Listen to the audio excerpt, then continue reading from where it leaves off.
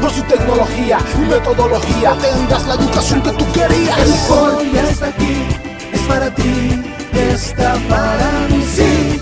Te acerca la universidad para que vayas más allá. El hoy ya está aquí, es para ti, está para mí, sí. Para que puedas progresar y así llegar más lejos. Buenas noches, estimados estudiantes, bienvenidos a este curso de Escuelas Psicológicas Cognitivas. Mi nombre es Irina Granados y yo soy la tutora que les va a estar acompañando durante las próximas sesiones. Vamos a iniciar con una presentación breve de lo que es de mía como docente, como tutora. Vamos a hablar del plan de trabajo el día de hoy y vamos a iniciar con el tema que nos corresponde para la primera semana y la primera actividad que realizamos, que es la teoría del aprendizaje social. Entonces, vamos a iniciar con la presentación.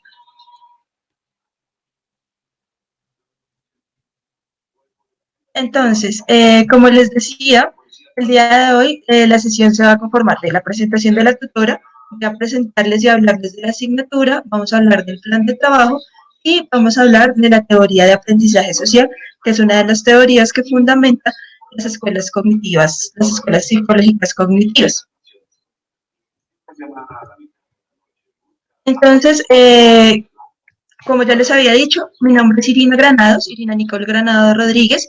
Yo soy psicóloga de la Conrad Lorenz, yo me gradué en el 2010, tengo un magíster en educación de la Universidad Militar Nueva Granada.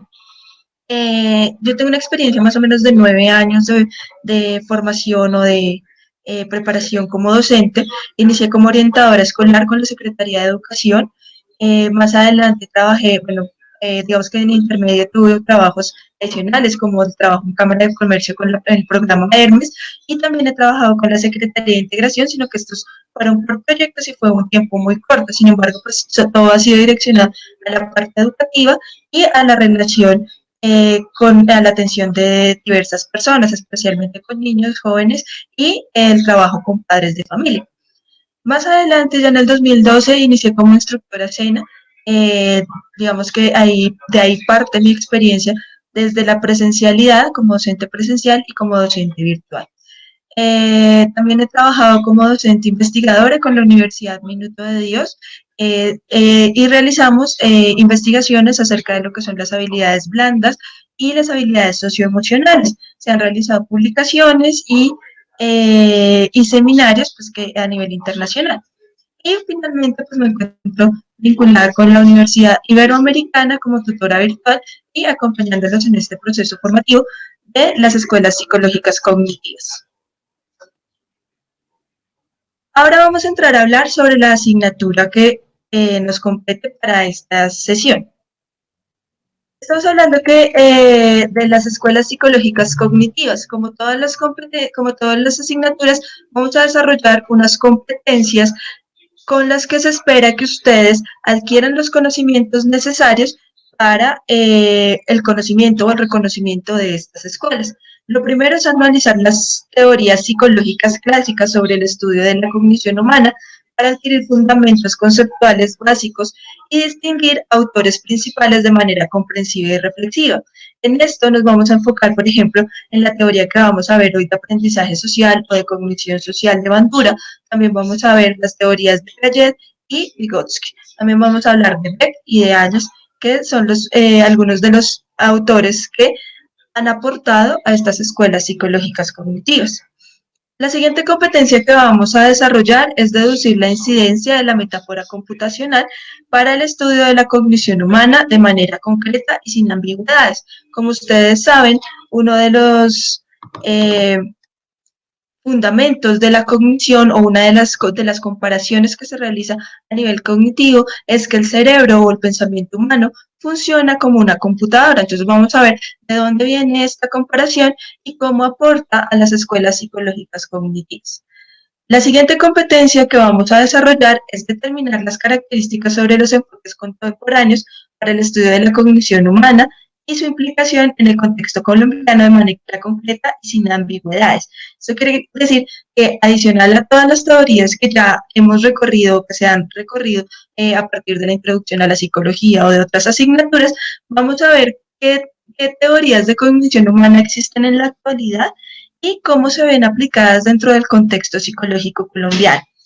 Para esto vamos a desarrollar unas actividades y frente a eso, pues les traigo los contenidos temáticos frente a cada una de las unidades. Cada unidad está relacionada con las competencias que les mencionaba anteriormente. Entonces, en la unidad 1 tenemos el contenido de las teorías clásicas sobre el estudio de la cognición humana, que es la primera competencia que les presenté, y vamos a ver las temáticas del aprendizaje social que corresponde al día de hoy, y la siguiente sesión la vamos a enfocar al constructivismo individual y al constructivismo social. En nuestra unidad 2 vamos a entrar a hablar de la metáfora computacional y su incidencia sobre el estudio de la cognición humana. Entonces vamos a hablar de la metáfora computacional, en qué consiste, el enfoque de procesamiento de la información y las diversas teorías que hay con relación a esto, y el desarrollo de la inteligencia artificial, porque es tan importante para nosotros conocer cómo esos avances tecnológicos en inteligencia artificial, cómo la psicología ha aportado a ellos. Y en nuestra tercera y última unidad, vamos a ver los enfoques contemporáneos en el estudio de la cognición humana. Entonces vamos a hablar de las redes neuronales y la cognición corporizada. ¿Qué es la cognición corporizada? Es identificar cómo percibimos a través del cuerpo diversos estímulos y son interpretados por nosotros. Entonces eso ya lo vamos a ver más adelante. Vamos a realizar diversas actividades que nos van a orientar hacia estos resultados. Ahora les voy a presentar nuestro plan de trabajo. El plan de trabajo que nosotros vamos a realizar, ustedes ya lo encuentran en el foro de bienvenida de la semana 1. Algunos ya han dado respuesta a este foro y hemos visto que se encuentran contenidas las actividades. El objetivo de este plan de trabajo es que semana a semana vayamos realizando diferentes actividades y no dejemos acumular el trabajo que tenemos que hacer durante cada uno de estos procesos. ¿Por qué? Porque generalmente cuando ustedes envían las actividades en la última semana de la unidad, pues a veces podemos presentar dudas o inquietudes, entonces si vamos realizando las actividades semana a semana, pues el trabajo va a ser mucho mejor. De todas formas, hay personas que han sido muy juiciosas y ya han enviado sus actividades, todas las actividades de la unidad. Entonces, al realizar estas actividades, pues vamos viendo que el avance de cada uno de ustedes. Entonces, vamos a encontrar que la primera semana lo que ustedes hicieron fue realizar el acta de inicio y realizar un pretest. Esta acta de inicio, si ustedes no la realizan, no pueden ingresar a las actividades que están en las diferentes unidades. Entonces, yo les recomiendo que realicen esta firma del acta de inicio. Tenemos un pretest, que este pretest lo que buscamos es identificar cómo ingresan ustedes o con qué conocimientos ingresan ustedes a este curso, y al final se hace un post-test para identificar cuáles son los conocimientos que ustedes han adquirido a través del curso. Este pretest, como ustedes se dan cuenta, no tiene una calificación como tal, pero sí es importante para nosotros conocer que sí que el proceso que hemos realizado ha sido efectivo y ustedes han adquirido el aprendizaje necesario para el conocimiento en las psicológicas cognitivas. Y por último, el foro de presentación. Este foro de presentación, día a día, cada uno ha realizado su aporte. Yo lo que he hecho es darles una respuesta breve y de pronto un poco general para todos. Sin embargo, la idea es que la respuesta que yo les he brindado es más para que ustedes sepan que ese foro de presentación que ustedes han realizado, pues si se leyó, o sea, por lo menos por parte mía como tutora, si ha sido leído, entonces para que sepan que se hace un seguimiento a sus foros. Ya para la unidad 1, que son las teorías clásicas, que van de la semana 1 a la semana 3 y corresponde al 30% de nuestro primer corte, encontramos 3 actividades. Cada una de esas actividades tiene un porcentaje evaluativo del 10% para el total del corte, que es del 30%. La semana pasada realizamos el mapa conceptual de las teorías del aprendizaje social de Bandura. Esta semana estamos realizando las teorías científicas y explicativas de la personalidad y lo estamos enfocando sobre Piaget. Y esto pues implica pues otras actividades, bueno, usted no lo cambió. La semana 3 hablamos del constructivismo social y el contraste con otras teorías, y ahí encontramos que debemos realizar un cuadro sinóptico que corresponde al 10% de la evaluación final. Esta actividad, la idea es que la enviemos a más tardar la otra semana. Recuerden que el 26 de abril cierra nuestro primer corte de este periodo académico que estamos cursando. Ya para nuestra segunda unidad encontramos la metáfora computacional. Esta corresponde a 3 actividades, pero este corte también corresponde al 30%, es del 100% en general, y está dividido entre las semanas 4 y 5. Entonces, en la actividad 4 vamos a realizar la actividad del pensamiento y los computadores, que es una infografía. Recuerden que la infografía es un análisis de la información o un resumen de la información que es breve, tiene imágenes, tiene algunos contenidos textuales, pero que visualmente es amigable para la persona que lo está realizando. Esta actividad tiene una evaluación del 10%. Para la semana 5 vamos a realizar 2 actividades, el esquema del procesamiento de la información y vamos a realizar un ensayo sobre la inteligencia artificial. Cada una de estas actividades también tiene un porcentaje evaluativo del 10%. Para la unidad 3 encontramos los enfoques contemporáneos sobre la cognición. Este corte corresponde al 40% de nuestra evaluación general del curso y está enfocado entre las semanas 6 y 8. Entonces, en este vamos a hacer un gráfico sobre las redes neuronales que corresponde al 20% del corte, y vamos a hacer unas entrevistas y estas se van a contrastar, y esta actividad es de forma grupal. Entonces, esta actividad corresponde a la cognición corporalizada de la vida cotidiana, y la idea es contrastar esas ideas que ustedes han encontrado en diferentes personas que se han entrevistado, y este tiene una calificación total del 20%. Entonces ya vimos que de la semana 1 a la semana 8 pues corresponden las actividades que vamos a realizar y vamos a enviar. Para la semana 9 se realiza la evaluación total de las actividades de la unidad 3 y se da una nota final. En caso de que ustedes tengan digamos, algún reclamo frente a las actividades o que no estén de acuerdo con las calificaciones, por favor me escriben a través de los diferentes canales comunicativos que tenemos, como es la mensajería interna, el foro de acompañamiento o el correo institucional que se encuentra en el foro de acompañamiento. Semana a semana yo les iré publicando qué actividad corresponde a la semana en la que nos encontramos, y ahí mismo pues les indico esta misma información, que cualquier duda o inquietud la remitamos al foro, a la mensajería interna o al correo institucional que se encuentra ahí en el foro de acompañamiento institucional.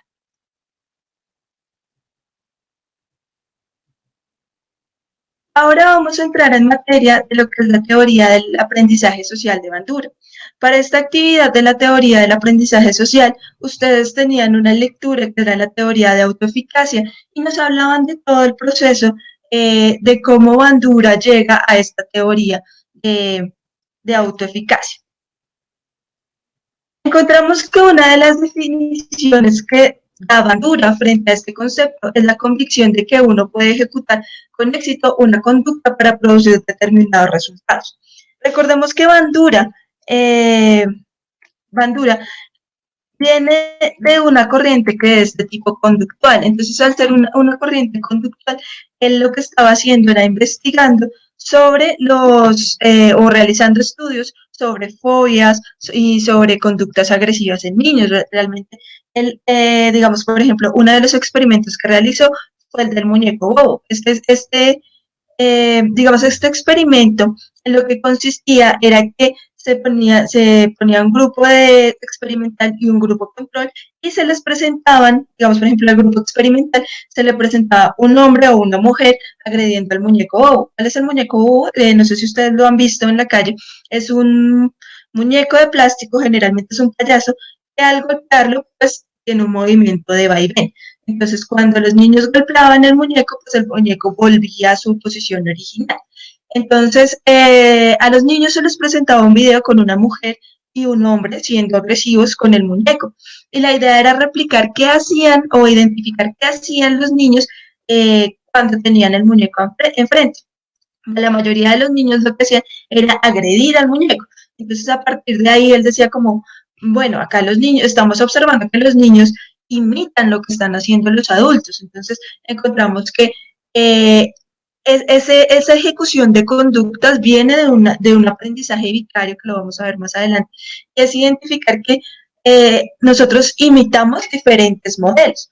Entonces, al imitar diferentes modelos, empezamos a aprender ciertas conductas. Por ejemplo, acá nos habla Bandura de que nosotros realizamos conductas para producir resultados. Entonces, desde un enfoque cognitivo, conductual, perdón, encontramos que hay un inicio que es el estímulo, la respuesta y la consecuencia, que es la organización, cómo se tiene el enfoque conductual, ¿cierto? Entonces, yo tengo un estímulo que viene del ambiente, doy una respuesta y esto me va a traer una consecuencia, sea positiva o negativa. Esto ya no lo habla Skinner. Hablamos del reforzamiento positivo o negativo, del castigo positivo o el castigo negativo. Pero Bandura decía que entre esa estímulo, respuesta, consecuencia, tenía que haber algo más. No todos son conductas observables, tienen que haber procesos internos.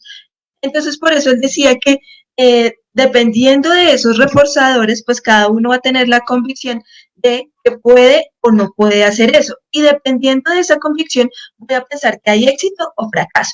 Por eso él también trabajaba con las fobias. Las fobias, las terapias que se hacen generalmente son de tipo conductual. Y lo que se pretende es la exposición a esas fobias y se hace en una magnitud diferente, que ya lo vamos a ver más adelante. Esta teoría de autoeficacia tiene diferentes fundamentos. Primero, habla de que cuando la persona o un individuo se considera o está convencido que es autoeficaz, va a mejorar la precisión de las conductas, es decir, voy a hacer voy a emitir una conducta con mayor seguridad para obtener unos resultados que yo ya sé que voy a tener éxito. También la autoeficacia depende del esfuerzo y el tiempo que se invierta realizando la conducta.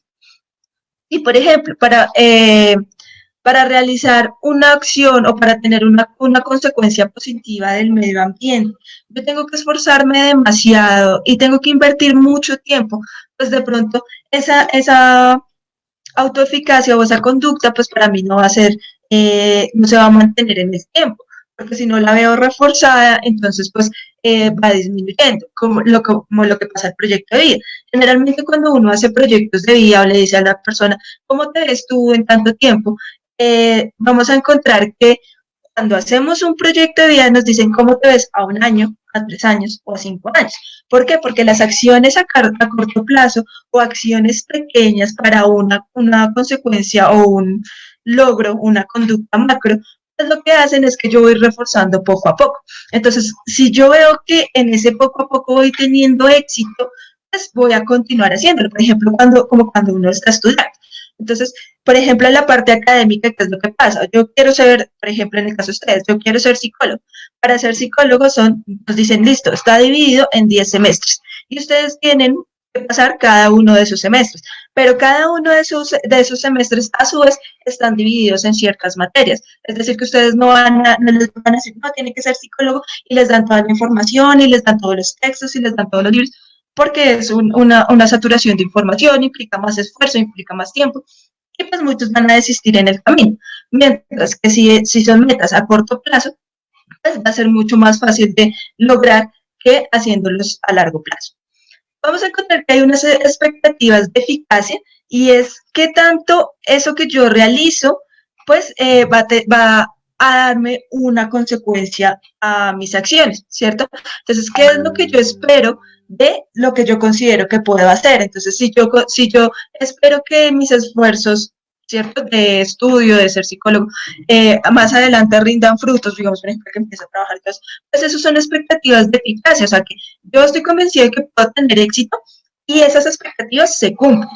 Cuando ya hablamos de la percepción de autoeficacia, es lo que yo considero, ¿cierto? O sea, ¿qué tanto considero yo que puedo lograr algo?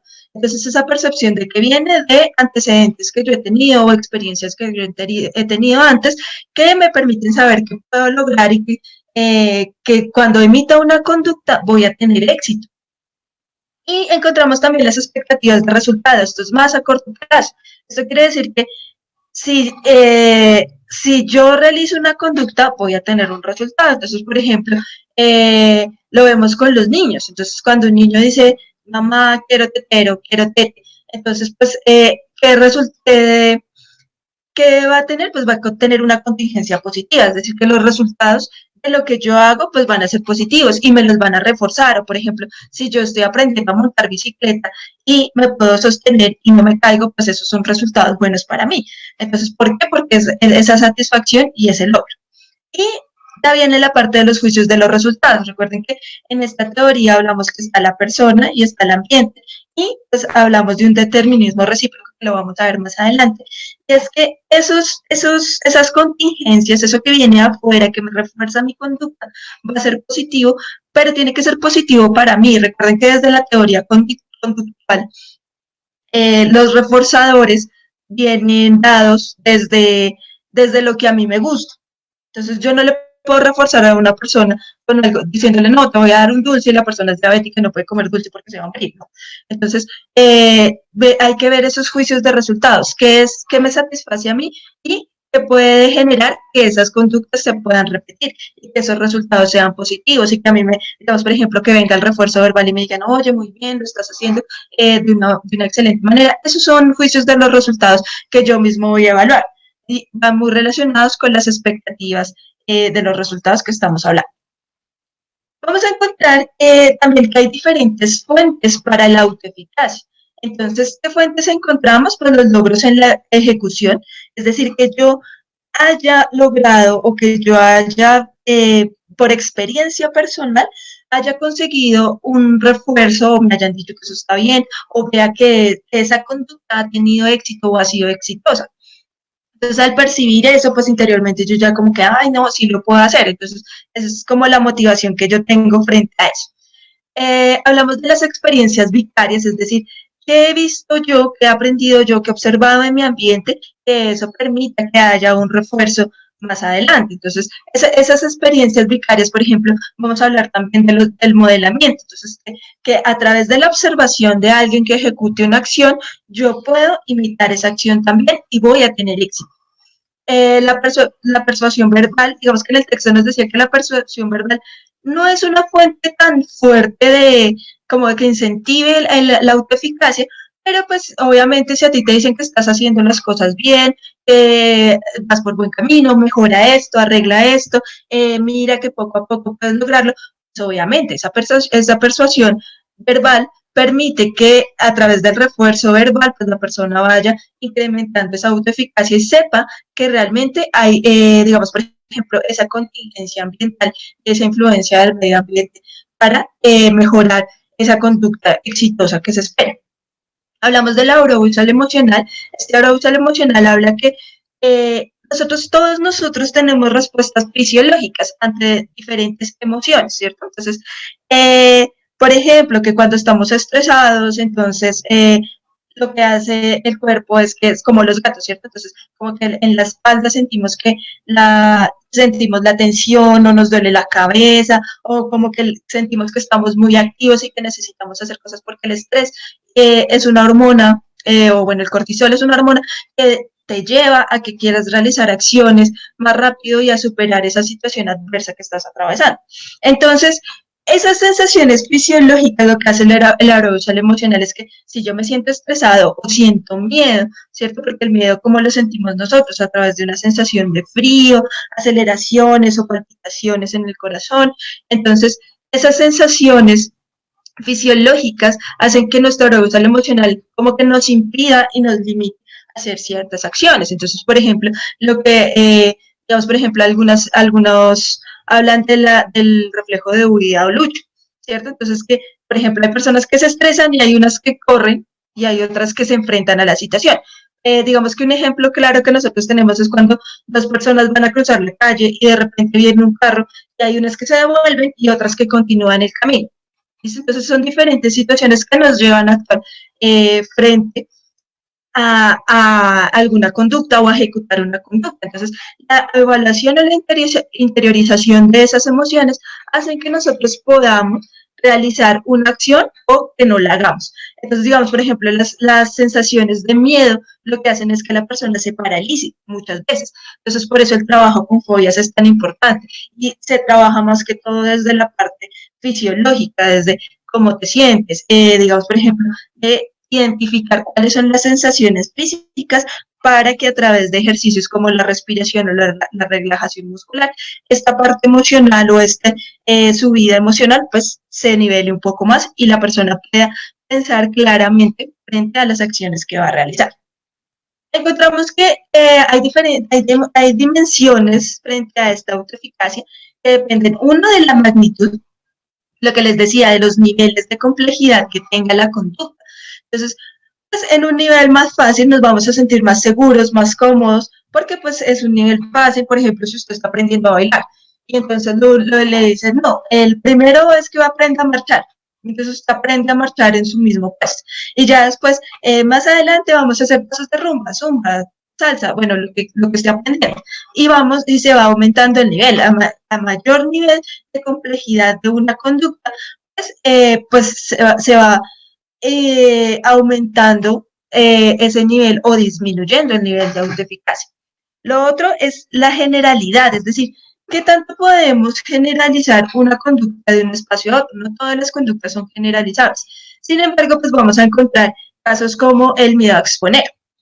Generalmente porque la gente tiene miedo a exponer, porque digamos, por ejemplo, han tenido situaciones adversas donde les han dicho que lo están haciendo mal o se han burlado de ellos. Generalmente las personas que no exponen bien es porque en el colegio o en la educación secundaria no han tenido unas buenas experiencias frente a las exposiciones y a estas conductas. Entonces, por eso tienen miedo, no les gusta hablar en público, pero digamos que son acciones que más adelante se deben ir realizando. Entonces, cuando ya llegan a la universidad y tienen que hacer una exposición, pues entonces se congelan o no quieren hacerlo, entonces empiezan a generalizar de un espacio a otro.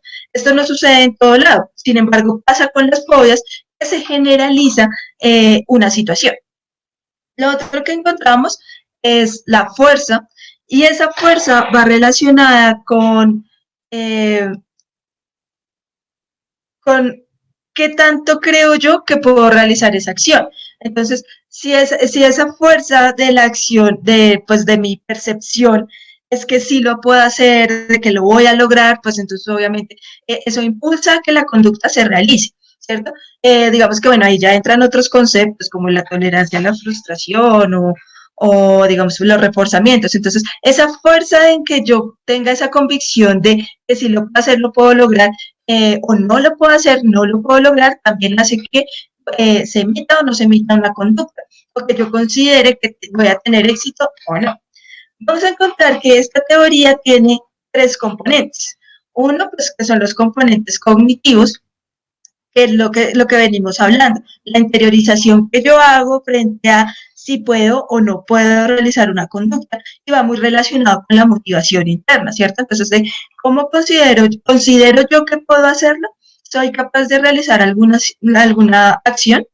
Obviamente los componentes conductuales, es decir, si esa acción la estoy realizando bien, cómo estoy realizando la acción, si la estoy realizando como me lo está pidiendo el ambiente, ¿cierto? O la parte social. Y ahí viene el siguiente componente, que es lo social, y es decir, de cómo lo de afuera, lo que me dicen los demás, influye en cómo yo actúo, ¿cierto? Entonces, esa influencia de lo social impacta en que la conducta pueda ser positiva o pueda ser exitosa. Ya aquí vamos a entrar a hablar de lo que es la teoría del aprendizaje social. Les comentaba anteriormente que lo que habla Bandura es de un determinismo recíproco. Entonces, ¿qué es ese determinismo recíproco? Él dice, está la persona y está el mundo. El mundo ofrece estímulos, ¿cierto?, a la persona para que reaccione. Y entre estos estímulos y la persona, acá la persona interioriza lo que le está pidiendo el mundo que haga. Entonces volvamos al ejemplo de montar bicicleta. Eh, el niño vio a sus compañeritos montando bicicleta, le gusta la bicicleta y quiere aprender bicicleta. Entonces, acá la persona, al ver que otras personas pueden montar bicicleta, lo que interioriza es, yo también puedo aprender a montar bicicleta, también lo puedo hacer. Y viene la parte de la conducta de iniciar el aprendizaje a montar bicicleta. Pero recuerden que el montar bicicleta implica un ensayo y error, ¿cierto? Y es montarme a la bicicleta y ejecutar una acción. Es lo que pasa, que estas acciones pues a veces deben ser guiadas. Entonces, generalmente como le enseñan a uno a montar bicicleta, súbase y ande. Entonces, pero uno dice, pero ¿cómo es? ¿Pero cómo hago? ¿Pero qué tengo que hacer? Entonces, pues uno ya viendo a las personas a ver más o menos qué hacen, empieza a ensayar y a ensayar para ejecutar la acción. Pero todo inicia con la observación que hace la persona del mundo y cómo interioriza toda esa información que le están dando, que ya lo vamos a ver más adelante. Encontramos que Bandura propone el modelamiento, o postula el modelamiento o el aprendizaje por observación.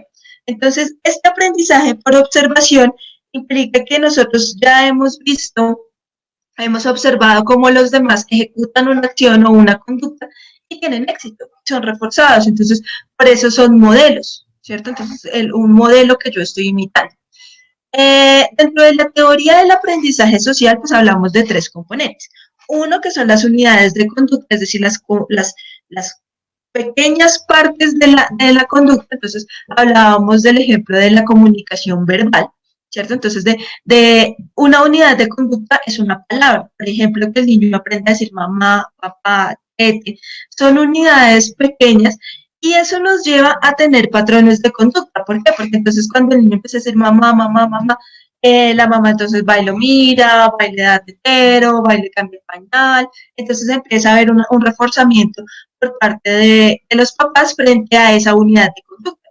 Sin embargo, pues a lo largo del tiempo, pues el niño se va a dar cuenta que esa unidad de conducta necesita ampliarse. Entonces viene un patrón de conducta general que es ya empezar a decir frases más completas. Mamá, quiero tetero, mamá, tengo chichi. Y eso genera que haya un esquema nuevo, es decir, que es lo que estoy aprendiendo a hablar. Y eso es toda una conducta nueva y es un esquema que yo voy incorporando. Entonces ahí ya viene, bueno, yo tengo el esquema del habla, pero entonces voy a agregarle ahora el esquema de la lectura y la escritura. Entonces, ¿cómo voy a hacer con esas unidades de conducta? Lo mismo. Inicio con palabras, después con patrones de escritura, de conducta, que ya sería la escritura como tal, y pues viene un esquema nuevo que es saber leer y escribir. Y así se van ejecutando pues estos esquemas y los vamos incorporando dentro de nuestro sistema.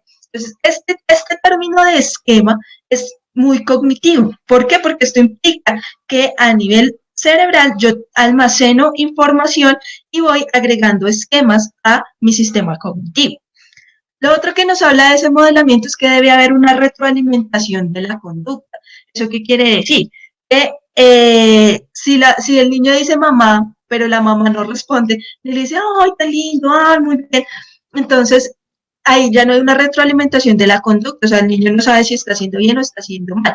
Entonces, muchas veces encontramos que el niño, mamá, mamá, mamá, mamá, o dejan de hacerlo, porque no hay retroalimentación. Entonces, cuando le decimos a la persona que está muy bien o que está haciendo las cosas bien, pues esa conducta se va a seguir repitiendo.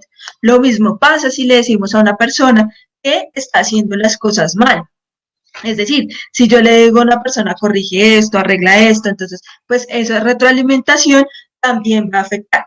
Por ejemplo, cuando a los niños les dicen, es que usted es muy bruto, es que usted es un incapaz, eso sigue siendo retroalimentación de la conducta. Lo que pasa es que es de forma negativa y pues ahorita ya vienen esos esquemas o esas cogniciones que va a tener el niño, esos pensamientos que va a tener el niño frente a que va a ser incapaz, que no puede hacerlo y que es bruto. Entonces, pues hay que mirar cómo se hace la retroalimentación de la conducta para que exista la autoeficacia. Y la que tenemos, y es la que hablábamos, que es la convicción de tener éxito en una conducta ejecutada. Entonces,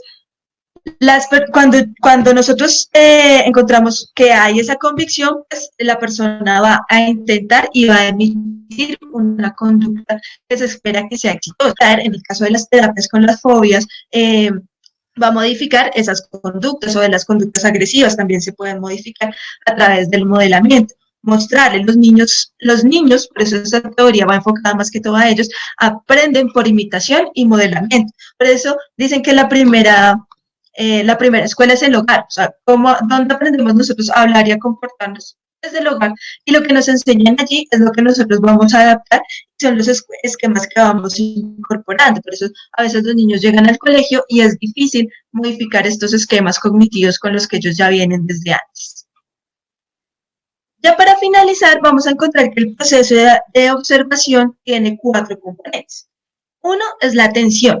Entonces, esa atención que implica que el niño observa o la persona observa cuál es la conducta que se espera o qué es lo que se espera hacer. Entonces, o los niños cuando empiezan a hablar, y es observar que hay una interacción o una comunicación o que le están hablando. Entonces, eso también facilita el aprendizaje y el desarrollo del lenguaje. Lo siguiente es la retención. La retención implica que hay, ya se observó, pero se vuelve a repetir o se empieza a ejecutar la conducta que se espera del niño. ¿Listo? Y empezamos a decir, hazlo otra vez, hazlo otra vez. Entonces esa retención también implica que yo observé, yo repetí nuevamente en mi cerebro, empecé a repetir, ok, listo. Entonces para hablar hay que mover los labios y hay que producir sonidos fonéticos. Entonces, pues, bueno, vamos a trabajar con eso. Y ya viene la parte de la producción, y es la ejecución que realiza el niño, que realiza una persona de la conducta que se espera realizar. Entonces, esta producción, como veíamos anteriormente, debe ser retroalimentada y debe haber una persuasión verbal para decirle está bien o está mal. ¿Por qué? Porque si a ti no te dicen que está bien o que está mal, pues tú no vas a saber qué es lo que estás haciendo o si la ejecución de lo que estás haciendo. Y lo último es la motivación. La motivación también va relacionada con la retroalimentación, es decirle, bueno, por ejemplo, decir, bueno, no te aprendiste todos los pasos de baile, pero mira que ya tienes el 50%, o mira que ya lo estás haciendo mejor, ya estás avanzando frente a lo que se espera o al nivel que se espera que tengas para la ejecución de esa acción. Y pues esta motivación hace que la persona sienta que está teniendo éxito a lo que está haciendo. Si no existe esa motivación, pues ahí viene la parte de que la persona va a sentir que está fracasando en la conducta y que lo que está haciendo pues no tiene una recompensa del medio. Entonces recuerden que estamos hablando del determinismo recíproco, que el ambiente influye en la persona y la persona influye en el ambiente. ¿Listo? Y este es la primera parte de lo que nosotros vamos a ver frente a las teorías cognitivas. Iniciamos con Bandura, pues porque Bandura, como les decía, tiene un enfoque más que todo conductual, pero pues obviamente empieza a hablar de la interiorización, de por qué ejecutamos esas conductas, de por qué a mí me motiva algo, por qué a las personas les motiva algo. Para la próxima sesión vamos a empezar a hablar sobre lo que es el constructivismo individual y el constructivismo social. Entonces, para esto, pues sí solicito que ustedes hayan realizado las lecturas de lo que es el constructivismo para que pues podamos abordarlo y todos podamos participar frente a eso y realizar preguntas. La idea es que ese día realicen las preguntas que ustedes crean convenientes de los temas que no hayan comprendido totalmente o los aportes o ejemplos que ustedes traen. Muchísimas gracias, que tengan una feliz semana.